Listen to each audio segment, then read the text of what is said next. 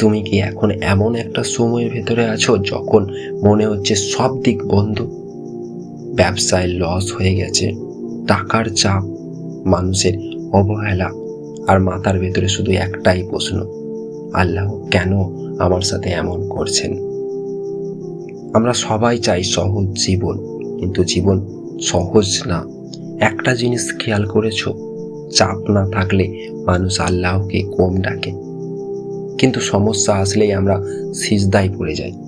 পরীক্ষা মানে শাস্তি না, পরীক্ষা মানে তুমি গুরুত্বপূর্ণ। যাকে আল্লাহ ভালোবাসেন তাকে পরীক্ষা দেন, কারণ তিনি তোমাকে শক্ত বানাতে চান। আজ তুমি যে কষ্টের ভিতরে আছো, হয়তো 1 বছর পর এই কষ্টই তোমার শক্তির গল্প হবে। ব্যবসায় লস হয়েছে, হয়তো এটা তোমাকে অহংকার থেকে বাঁচাচ্ছে। মানুষ ছেড়ে গেছে, হয়তো আল্লাহ ভুল মানুষ সরিয়ে দিচ্ছেন তোমার জীবন থেকে। টাকা কম, হয়তো তোমাকে ধৈর্য শেখানো হচ্ছে।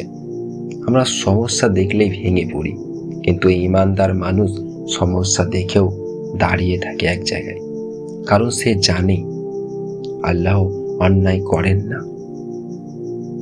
আজ তুমি কাঁদছো, কিন্তু আল্লাহ দেখছেন। আজ তুমি হতাশ, কিন্তু আল্লাহ পরিকল্পনা করছেন। সব অন্ধকারের পরেই ফজরের আলো আসে।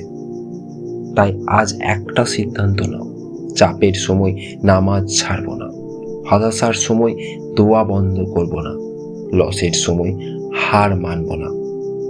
এই কষ্টই শেষ না, এটা তোমার তৈরি হওয়ার সময়। যদি তুমি এখন লড়াই করছো, তাহলে মনে রেখো তুমি একা না, আল্লাহ তোমার সাথে আছেন। চাপের সময় ভেঙে পড়ো না, আলোর পথে হাঁটতে থাকো।